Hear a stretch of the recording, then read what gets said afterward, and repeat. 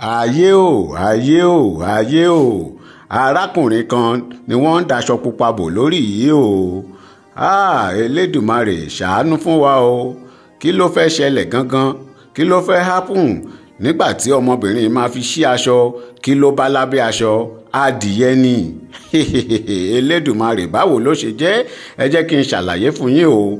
Gbogbo ẹ̀yin ọkùnrin, gbogbo àwa ọkùnrin àtobìnrin náà, gbogbo wa pátá ni mo pè ẹ jẹ́ ká ṣọ́ra ní orúkọ Jésù. A ò ní ṣe orí burúkú o, a ò ní ṣìṣe o.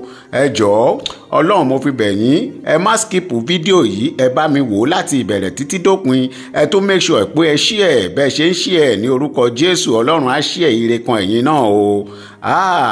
Ṣe rí arákùnrin yìí lóru ni wọ́n rìn àtọmọbìnrin yìí náà. Ṣe rí ọmọbìnrin yìí ló jáde láti woro kan bẹ̀ yẹn tí arákùnrin yìí rí tó páàkì mọ́ lẹ́gbẹ̀ẹ́ tó ní ó yá wọlé sínú mọ́tò kí n máa gbé ẹ lọ.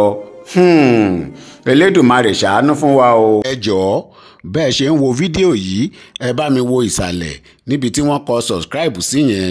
Ẹ jọ̀ọ́ ẹ bá mi tẹ subscribe yẹn ní orúkọ Jésù. Ire àti àánú, ọlá owó, òkìkí, ire yóò máa fọ́lù ẹ̀yin náà o. Mo gbàdúrà fún gbogbo àwa táwọn wo fídíò ní orúkọ Jésù. A ò ní ṣìṣe, àwọn ọmọ wa ò ní ṣìṣe. Nígbà tí wọ́n ti sùn lọ́wọ́lẹ́ tí ọmọbìnrin rí i pé arákùnrin yìí ó ti sùn lọ fọ́nfọ́n, kí ló fẹ́ ṣẹlẹ̀? Kí ló fẹ́ happen? Ẹ wo ohun tó ṣe. Ló bá yọ kẹ́lẹ́kẹ́lẹ́ olówó rí i ló tanná. Ó wò pé ṣé arákùnrin yìí ti sùn àbí kò tí ì sùn. Ní orúkọ Jésù gbogbo àwa táwọn wo fídíò yìí à ní ṣorí burúkú, a ò ní ṣìrìn, a ò ní ṣì ènìyàn gbé, a ò ní ṣì ènìyàn bá rìn ní orúkọ Jésù. Ṣé ti rí báyìí? Àwọn ọmọdébìnrin yìí ojú bóyá àṣẹ́wó lásán làwọn èèyàn máa fi wò ó. Ẹ ò ní mọ̀ pé ìtú tó ń bẹ lọ́wọ́ rẹ̀ gangan. Tẹ́ ẹ bá ń gbọ́ ìdán tó ju dán lọ, ìdán ọmọdébìnrin ló ń jẹ́ bẹ́ẹ̀ o. Ṣé ti rí báyìí? Ẹ rí i pé ọkùnrin nìkan kọ́ ló ń wúrú wà báyìí. Àwọn obìnrin náà wọ́n ti já sí i, àwọn náà ti dẹni tó ń lo ènìyàn. Ṣé ti rí báyìí? Ló bá ká dúfè, ìyẹn aṣọ arákùnrin fi bora, ló bá ká a kúrò.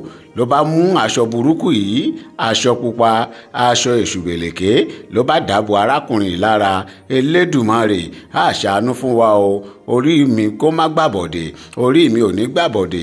Ìwọ tó ń wo fídíò yìí náà, orí rẹ ò ní gbàbọ̀dè.